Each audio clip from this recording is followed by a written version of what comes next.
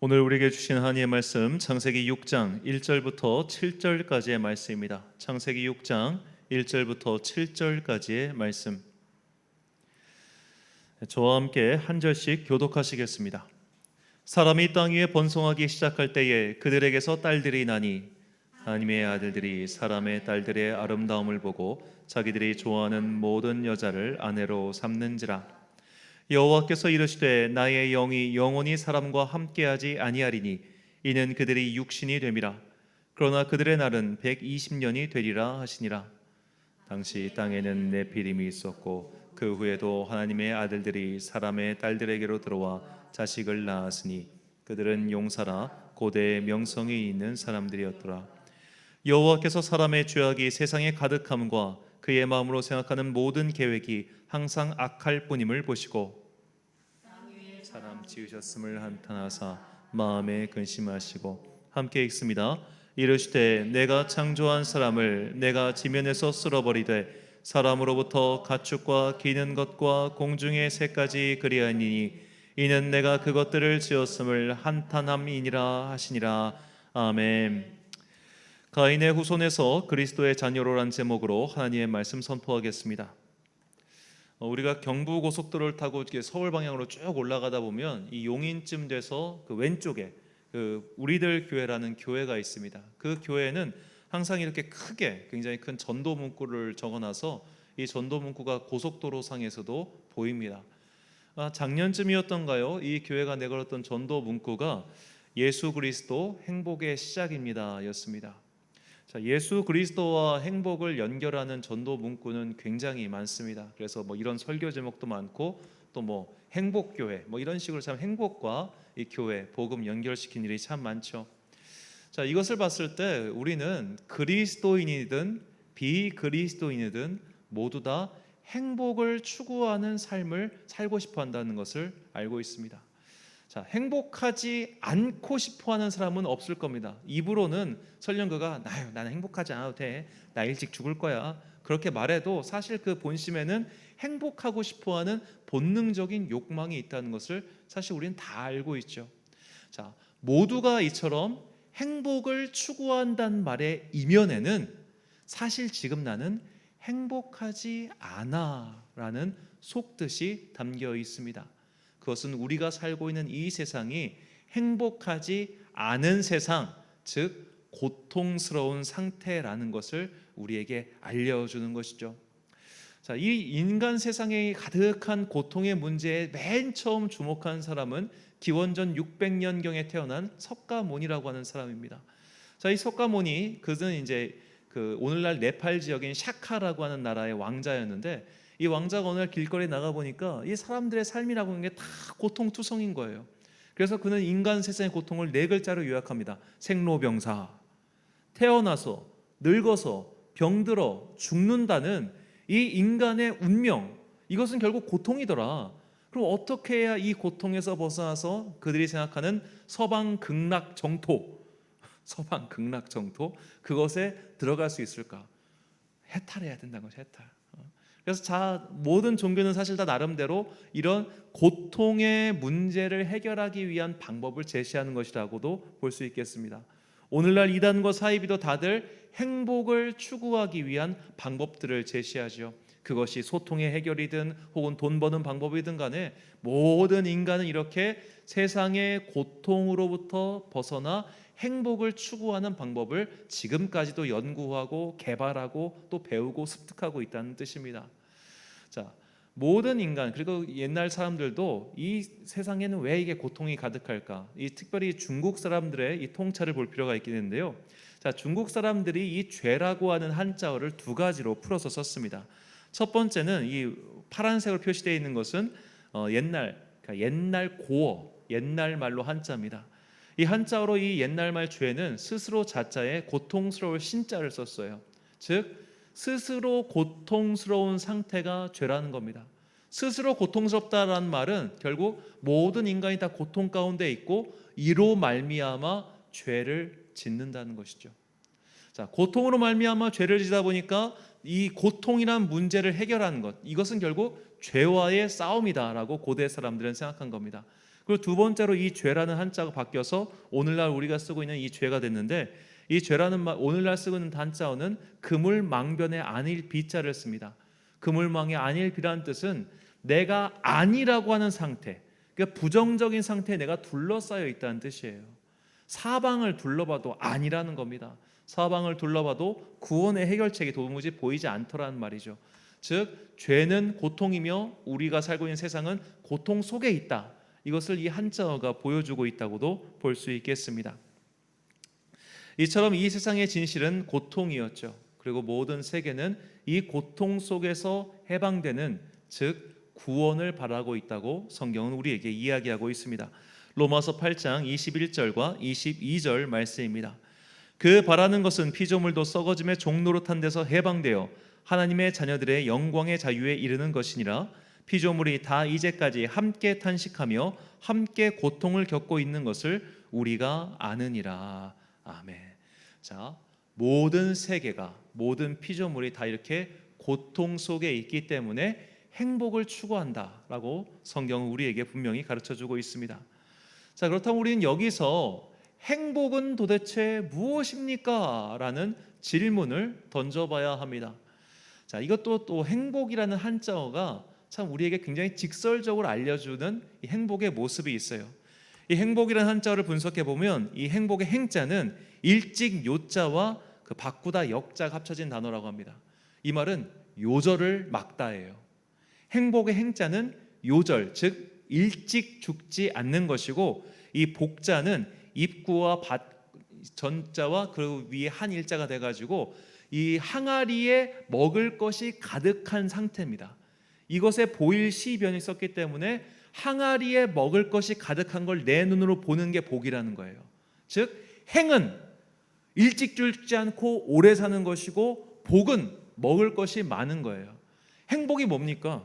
무병장수예요.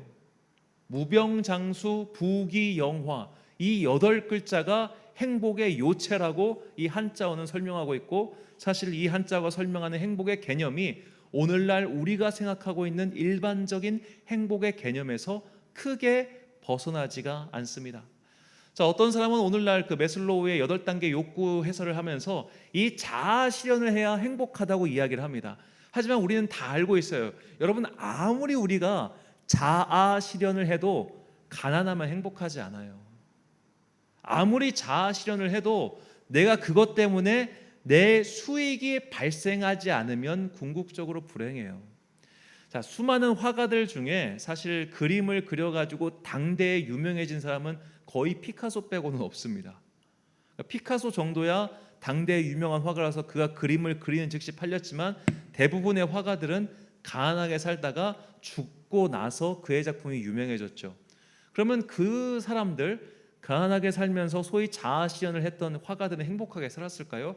대부분 술 먹고 우울증 앓다가 스스로 생명을 끊는 사람도 참 많았습니다. 그러니까 자아 실현의 욕구는 분명히 모든 인간에게 있지만, 이 자아 실현의 욕구를 위해서 나머지 것들이 충족되지 않으면 인간은 결국 불행하다는 거예요. 그렇기 때문에 모든 인간이 그리고 있는 행복의 모습은 일반적으로 봤을 때 무병장수와 부귀영화에서 크게 벗어나지 않는다라고 결론 내릴 수 있겠습니다. 즉 우리는 이 세상의 고통에서 벗어나기 위해서 행복을 추구하는데, 이 행복의 모습이 무병장수 부귀영화였다는 거예요. 병 걸리지 않고 오래 살고 부유하게 살기 위해서 우리는 지금도 열심히 달려가고 있는 것이죠.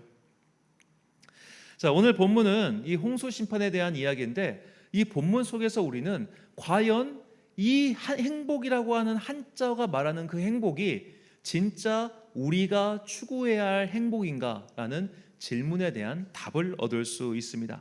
본문 2절 말씀 제가 읽겠습니다. 하나님의 아들들이 사람의 딸들의 아름다움을 보고 자기들이 좋아하는 모든 여자를 아내로 삼는지라. 자, 오늘 본문 말씀은 이 홍수 심판에 대한 말씀인데, 하나님께서 인류가 죄로 가득 찼음을 보시고 홍수로서 그들을 리셋하기로 결정하셨다는 말씀입니다. 자, 제가 이제 성경 난제풀이 수요일 시간에도 말씀을 드렸지만, 이 본문에 대한 해석 속에서 이 하나님의 아들들을 아벨의 자손으로, 그리고 사람의 딸들을 가인의 후손으로 이렇게 해석하는 것이 고대 교회부터 있다고 말씀을 드렸습니다. 아벨의 후손이란 즉 하나님을 믿는 사람들의 후손을 뜻하고, 사람의 뜰들이란 가인의 후손, 즉 하나님을 믿지 않는 사람들을 뜻한다고 말할 수 있겠습니다. 자, 이 가인의 후손과 아벨의 후손에 대한 굉장히 재미있는 해석이 있어요. 자, 가인의 후손들도 행복하기를 원했고 아벨의 후손들도 행복하기를 원했다는 겁니다. 이것은 이제 초대 교부인 아우구스티누스의 해석인데요. 자, 가인의 후손들도 행복하기를 원하고 아벨의 후손들도 행복하기를 원했는데 이 두 집단이 추구하는 행복의 방법이 달랐다는 거예요. 자, 그렇다면 가인의 후손들은 어떤 방법으로 행복을 추구하려고 했는가? 창세기 4장 16절과 17절에 이렇게 이야기합니다. 가인이 여호와 앞을 떠나서 에덴 동쪽 놋 땅에 거주하더니 아내와 동침함에 그가 임신하여 에녹을 낳은지라. 가인이 성을 쌓고 그의 아들의 이름으로 성을 이름하여 에녹이라 하니라. 아멘. 자, 새벽에도 말씀드렸지만 성을 쌓았다는 것은 이미 적을 상정하고 있다는 것을 뜻합니다. 그리고 성은 내부와 외부를 분리시키죠. 이 말인즉슨 가인의 후손들이 추구했던 행복이란 우리끼리의 행복이었단 말이에요. 이 성 안쪽에 있는 사람들, 우리 집단, 우리가 잘 먹고 잘 사는 것, 이것이 바로 우리가 추구하는 행복의 방식이야 라고 가인의 후손들은 그 길을 걸어갔습니다. 그래서 그들은 우리의 것을 더 채우기 위해 전쟁이란 수단을 사용하는 것에 대해서 조금 더 거리낌이 없는 집단이었죠. 남의 것을 뺏어야 내가 더 부유해지니까, 그리고 혹시라도 나를 칠 수 있는, 나를 공격해 올 수 있는 가능성을 조금이라도 줄여야 내가 장수할 수 있기 때문에 적으로 인식되는 집단을 결코 용서하지 않는 그런 적대적이고 공격적인 집단이 바로 가인의 후손이라는 뜻입니다. 자, 그렇다면 이 가인의 후손과는 다른 아벨의 자손들은 과연 어떤 방법으로 행복을 추구하였을까요? 창세기 4장 25절과 26절이 또 이렇게 이야기합니다. 아담이 다시 자기 아내와 동침함에 그가 아들을 낳아 그의 이름을 셋이라 하였으니 이는 하나님이 내게 가인이 죽인 아벨 대신에 다른 씨를 주셨다 함이며, 셋도 아들을 낳고 그의 이름을 에노스라 하였으며 그때 사람들이 비로소 여호와의 이름을 불렀더라. 아멘. 자, 아벨의 자손들이 추구한 행복 추구의 방법은 바로 하나님께 예배드리는 삶이었습니다. 그들은 하나님께 예배를 드리고 하나님께서 가르쳐 주신 그 길을 걸어가고 하나님의 진리를 후손들에게 전수해 줌으로써 우리가 추구하는 행복의 방법은 바로 이것이야 라는 것을 지키고 살아가는 것이죠. 그런데 노아의 때에 이르러 이 둘이 합쳐졌다는 겁니다. 가인의 자손과 아벨의 자손이 각각 다른 행복 추구의 길을 가고 있었는데 이 둘이 섞여버렸어요. 그러면서 아벨의 자손이 드디어 가인의 자손들이 추구하는 그 행복 추구의 길로 가게 되었다. 이것이 오늘 본문 창세기 6장에 대한 이 고대 교부의 해석이었습니다. 자, 이 해석을 뒷받침하는 또 다른 증거 중 하나가 바로 오늘 본문에 나오는 네피림의 증거죠. 이들은 고대의 용사라고 이야기합니다. 즉 전쟁 영웅이었다는 뜻이에요.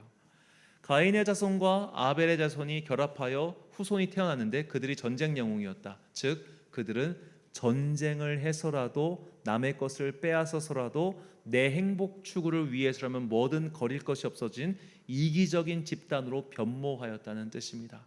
그리고 이 집단은 사실 오늘날까지도 계속 이어지고 있죠. 국가의 이름이 바뀌고 지도자의 이름이 바뀌었지만 사실 인간 집단의 본질은 지금까지 변한 것이 아무것도 없습니다. 제가 이제 계속해서 이제 이 창조 세계 질서에 대해서 말씀을 드리면서 모든 그리스도인에게는 이 창조 질서, 즉 이 하나님께서 만드신 이 아름다운 세계를 지키고 보존하고 관리해야 될 의무가 있다고 말씀드렸습니다. 그리고 이것에 대한 이 진리, 어떻게 보면 이 대명제에 대해서는 세상 사람 그 누구도 부정하지 않아요. 그래, 우리가 창조 세계를 지켜야지, 이 지구 환경을 보존하고 아끼고 해야지. 그런데 왜 이것에 우리가 실천하지 못하느냐? 자국 이기주의 때문입니다. 우리가 탄소 배출량을 줄이면, 즉 공장을 줄이면 우리 경제 상황이 나빠지잖아요. 그러니까 계속해서 공장을 돌리는 거예요. 계속해서 탄소 배출량을 쭉쭉 해가지고 이 지구의 온도는 올라가고 있겠죠. 결국 이것을, 지구의 온도 상승을 막기 위해서는 각국이 자신의 이기주의적인 마음을 내려놓고 서로가 서로를 조금씩 희생하고 내려놔야 되는데 그럴 생각이 아무도 없는 겁니다. 그 어떤 나라도. 이것이 결국 가인의 후손들이 세운 나라라는 뜻이죠. 아무리 기독교 국가를 표방하는 나라라고 할지라도 결국 본질은 다 가인의 후손들로서 전쟁을 해서라도 내 것을 지키고 남의 것을 빼앗아서라도 내 것을 먼저 채우기 급급한 이 상태에서 우리가 조금도 벗어나고 있지 못하다는 겁니다. 그렇기 때문에 우리는 그리스도인으로서 이 땅을 살아가는 동안 내가 가인의 나라에서 살고 있다는 것을 잊지 말아야 됩니다. 분명히 이 땅에는 고통이 가득하고 그래서 모든 인류는 행복을 추구하는데 가인의 후손들이 말하는 행복이란 내가 다른 사람의 것을 빼앗아서라도 내가 행복하면 괜찮아 라고 당당하게 말하는 세상이라는 것이죠. 우리는 이것을 적당히 교양이라는 가면과 국가라고 하는 가면 속에서 뒤에 숨어 있지만 본질상 남의 것을 더 빼앗아서라도 행복을 추구하고자 하는 이 세상의 이기적인 마음이 오늘 우리에게도 분명히 영향을 미치고 있습니다. 그래서 하나님께서는 이런 영향 속에서 결국 알곡과 가라지를 분리할 때가 오는데 그 때가 바로 마지막 때라고 성경은 이야기합니다. 마지막 때가 되면은 하나님께서 진정한 아벨의 자손, 즉 자신을 섬기는 사람들과 가인의 후손들, 나를 하나님을 섬기는 척하지만 실상은 세상의 행복, 부귀영화와 무병장수를 추구하는 자들을 내가 가를 것이다 라고 말씀하시죠. 이것이 마지막 때고 새하늘과 새 땅의 때입니다. 자, 오늘날 많은 전도지 등에 사용하는 예수 그리스도 행복의 시작이라는 표현은 결코 가인의 후손들이 말하는 행복, 즉 부귀영화, 무병장수와는 아무런 상관이 없습니다. 물론 하나님께서는 당신을 따르는 사람들에게 무병장수와 그리고 부귀영화라는 행복을 주실 때도 있습니다. 그런 선물을 받은 사람이 있죠. 다윗, 솔로몬, 욥과 같은 사람들은 분명히 그런 선물을 받은 사람입니다. 그러나 성경 속에 나타난 그 수많은 인물들 가운데 부귀영화와 무병장수를 얻기 위해 하나님을 진실되이 섬긴 사람은 없어요. 하나님을 진실되이 섬기는 사람에게 그런 것을 주실 수도 있지만 내가 그것을 얻기 위해 하나님을 믿는다고 하는 사람은 사실상 가인의 후손이라는 뜻입니다. 우리가 진정으로 예수 그리스도를 믿고 영혼의 구원이라고 하는 참된 행복을 얻기 위해서 우리가 무엇을 해야 되는지 하나님께서는 우리에게 분명히 말씀하셨습니다. 신명기 10장 12절과 13절 말씀입니다. 이스라엘아, 내 하나님 여호와께서 내게 요구하시는 것이 무엇이냐? 곧 내 하나님 여호와를 경외하여 그의 모든 도를 행하고 그를 사랑하며 마음을 다하고 뜻을 다하여 내 하나님 여호와를 섬기고 내가 오늘 내 행복을 위하여 내게 명하는 여호와의 명령과 규례를 지킬 것이 아니냐. 아멘. 자, 여기서 행복이라고 하는 히브리어에 우리는 주목해 볼 필요가 있습니다. 이 단어는 토부인데 이 토부란 그냥 아까 말한 부귀영화, 무병장수로서의 행복을 뜻하는 것이 아니라 창조의 선한 상태를 뜻하는 말이에요. 창조의 선한 상태. 하나님께서 이 세상을 만드셨을 때 보시기에 좋았더라라고 말씀하셨습니다. 이 좋았더라는 히브리어가 바로 토부입니다. 좋았어요. 선했어요. 만족스러웠어요. 그것이 주는 행복이 있었어요. 그런데 인간의 죄로 인해 이것이 일그러지고 바뀌고 왜곡되고 손상된 것입니다. 그래서 이 손상된 모습을 다시 회복하는 것, 이것이 바로 너희가 추구해야 할 행복의 모습이야 라고 성경은 우리에게 분명히 이야기하고 있습니다. 부귀영화, 무병장수가 너희가 추구해야 할 행복이 아니라 하나님과의 부서져 버린 관계의 회복, 하나님께서 만들어 놓으신 그 창조의 아름다운 모습으로 회복되는 것, 이것이 너희가 추구해야 할 진정한 행복이라고 성경은, 그리고 하나님께서는 우리에게 분명히 말씀하고 계십니다. 자, 우리가 이렇게 하나님과의 잃어버린 관계 회복을 위하여, 하나님께서 만들어 놓으신 그 선하신 모습의 회복을 위하여 이 땅에 오신 분이 바로 예수 그리스도입니다. 예수 그리스도를 믿음으로 말미암아 우리는 이 하나님과의 단절된 관계를 회복하게 되는 것이죠. 자, 제가 지금까지 드린 말씀을 요약하면 다음과 같습니다. 자, 이 세상은 죄와 고통이 가득하다. 그래서 모든 사람은 행복을 추구한다. 그런데 가인의 후손이 원하는 행복은 부귀영화와 무병장수이다. 그래서 이를 얻기 위해 남과 나를 갈라 놓았다. 전쟁과 다툼이 그치지 않는 세계가 된 것이죠. 그러나 아벨의 후손 그리스도인이 원하는 행복은 창조 세계의 회복, 즉 영혼의 구원이다. 그래서 이를 얻기 위해 하나님과 그의 아들 예수 그리스도를 믿고 그분께 예배를 드리는 것이죠. 그리고 완전한 행복, 완전한 회복은 새 하늘과 새 땅이 이루어질 때 임한다라고 성경은 우리에게 분명히 가르쳐주고 있습니다. 자, 이것이 성경이 알려주는 과거와 현재와 미래입니다. 완전한 세계가 창조되었지만 인간의 죄로 인해 세계가 일그러졌고 우리는 그 일그러진 세계 속에서 지금도 여전히 고통을 당하고 있습니다. 이 고통에서 회복하고 또 행복해지는 유일한 방법은 예수 그리스도를 나의 구주로 영접하고 그로 말미암아 잃어버렸던 하나님과의 관계가 회복되며 마침내 그분의 인치심으로 말미암아 하나님 나라 완전한 그 새하늘과 새 땅에 들어가는 것, 이것이 고통에서 벗어나 행복의 길로 가는 방법이라고 성경은 처음부터 끝까지 일관되게 이야기하고 있습니다. 자, 그런데 지금 제가 말한 것들은 사실 교회를 1년만 다녀도 다 알아요. 반년만 다녀도 다 한 번 이상은 들어본 이야기일 겁니다. 그런데 왜 우리는 지금도 부귀영화와 무병장수라고 하는 그 가인의 후손들이 추구하는 행복으로 자꾸만 우리의 몸이 이렇게 쏠리는 것일까요? 자, 이것은 인간의 몸이 아직도 죄악 가운데 있기 때문입니다. 가인의 후손이든 아벨의 후손이든 어쩔 수 없는 인간이기 때문에, 오늘 본문이 말하는 것처럼 육신이기 때문에 우리는 여전히 그렇게 그래도 기왕이면 병 없이 사는 게 좋지, 기왕이면 오래 사는 게 좋지, 기왕이면 부유하게 사는 게 좋지, 언제까지 월세 내고 언제까지 전세로 살 수는 없잖아. 그러면서 우리가 이거를 머리로는 알겠어요. 그래, 하나님을 영화롭게 하고 하나님을 믿고 그분과 교제하고 영혼 구원 천국 좋지. 하지만 당장의 내 삶은 픽팍팍하잖아요. 당장의 오늘 내 삶은 어렵잖아. 그러니까 아프지 않았으면 좋겠고 오래 살았으면 좋겠고, 기왕 아프지 않고 오래 사는 건 좋은데 가난한 건 싫어. 아프지 않고 오래 사는데 가난하다? 그것만큼 괴로운 게 또 어디 있겠어요. 국가에서 보조금도 안 나올 정도로 건강하고 튼튼한데 돈은 없어. 아이고 주여, 답이 없겠죠. 그러니까 우리가 추구하는 방향이 다 대동소이해지는 거예요. 내가 그리스도인이든 그리스도인이 아니든 간에 결국 뭐예요? 이런 세상의 행복을 자연스럽게 우리는 따라가기 마련이라는 겁니다. 그래서 우리의 마음이 이런 세상적인 행복을 추구하지 않기 위해서 무엇이 필요하냐? 내 욕망을 날마다 십자가에 못 박는 것이 필요하다는 겁니다. 그래서 사도 바울은 우리에게 이렇게 이야기합니다. 갈라디아서 2장 20절과 고린도전서 15장 31절 말씀입니다. 내가 그리스도와 함께 십자가에 못 박혔나니 그런즉 이제는 내가 사는 것이 아니요 오직 내 안에 그리스도께서 사시는 것이라. 이제 내가 육체 가운데 사는 것은 나를 사랑하사 나를 위하여 자기 자신을 버리신 하나님의 아들을 믿는 믿음 안에서 사는 것이라. 형제들아, 내가 그리스도 예수 우리 주 안에서 가진 바 너희에 대한 나의 자랑을 두고 단언하오니 나는 날마다 죽노라. 아멘. 자, 부귀영화, 무병장수, 이 마음을 날마다 십자가에 못 박고 날마다 이 마음을 스스로 죽인다는 겁니다.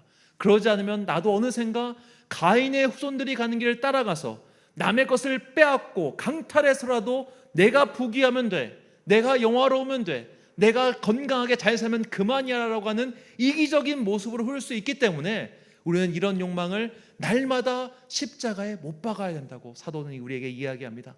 그리고 이런 욕망을 날마다 십자가에 못 박는 방법이 바로 예배와 기도입니다.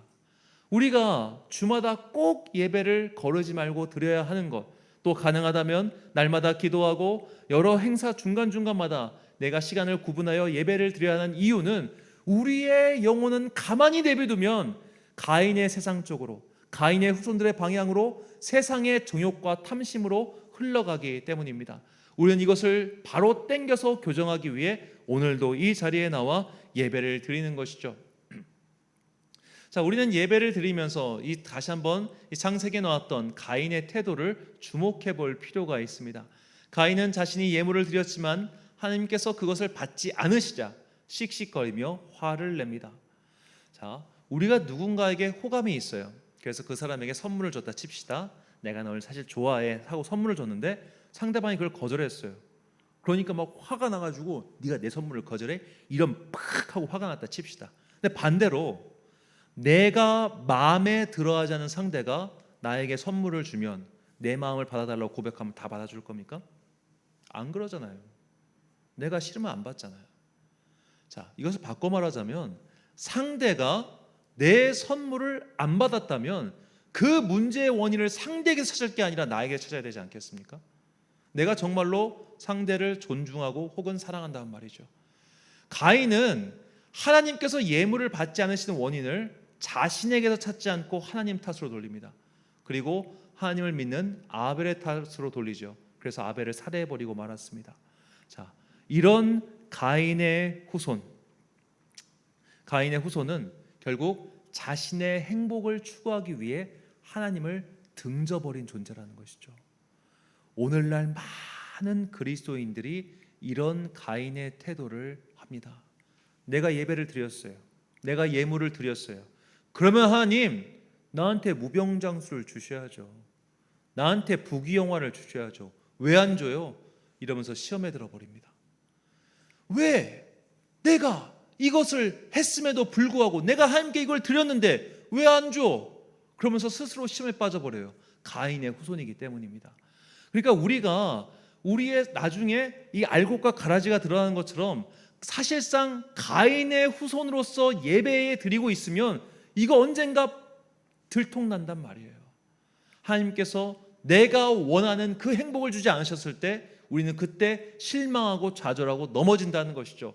그러므로 우리는 행복의 일단 개념부터 바꿔야 하고 그 행복의 개념을 바꾸기 위해서 날마다 예배를 드리면서 우리의 영혼을 교정해 나가야 됩니다. 우리가 이렇게 가지 않는다면 우리 또한 오늘 본문의 말씀처럼 아벨의 자손으로 분명히 이 땅을 살고 있지만 어느샌가 가인의 후손과 결합하여 하나님의 심판이 대상이 될 수도 있습니다. 그래서 우리는 사도 바울의 고백처럼 주님 앞에서 예배를 드림으로 날마다 죽는 훈련을 해야 됩니다. 이것이 우리의 영혼을 바르게 교정하여 하나님 나라를 향하게 만드는 하나님의 방법입니다. 갈라디아서 5장 24절부터 26절까지 말씀을 함께 읽겠습니다. 시작. 그리스도 예수의 사람들은 육체와 함께 그 정욕과 탐심을 십자가에 못 박았느니라. 만일 우리가 성령으로 살면 또한 성령으로 행할지니 헛된 영광을 구하여 서로 노엽게 하거나 서로 투기하지 말지니라. 아멘. 사랑하는 천안 광성교회 성도 여러분, 그리고 이 예배를 함께 드리고 계신 귀한 주님의 자녀 여러분, 내일은 우리나라가 일제의 치하에서 해방된 날을 기념하는 제77주년 광복절입니다. 광복이라는 단어가 담고 있듯이 잃어버린 빛을 회복되었음을 기뻐하는 날이죠. 그러나 그리스도인은 이 사실은 분명히 알고 있어야 합니다. 아무리 광복이라는 빛이 임했어도 그 빛은 진실한 빛이 아니라는 겁니다. 기껏해야 반사광에 불과합니다. 광복으로 나라가 회복되었어도 그 나라가 가인의 나라에서 아벨의 나라가 된 것이 아니라는 뜻입니다. 그 나라는 여전히 가인의 나라입니다. 설령 우리나라의 정치 지도자들이 모두 다 그리스도인이 되어가지고 그때부터 아무리 그리스도인들 어떻게 보면 의와 진리를 위한 입법을 한다 해도 그 나라는 좀 있다가 가인의 나라로 바뀌어버려요. 즉 우리가 살고 있는 이 세상은 그렇게 희망적인 나라가 아니라는 겁니다. 그러므로 우리가 이 땅을 살아가는 동안 이 땅에서 부귀영화 무병장수를 추구하는 것은 결국 헛된 것을 추구하고 있다는 것과 다름이 없어요. 그러므로 우리는 오늘 성경이 말하고 있는 너의 행복을 위하여 말씀하신 그것, 하나님께 예배를 드리고 진실한 성도로서 살아가는 그 길을 바르게 추구해야 됩니다.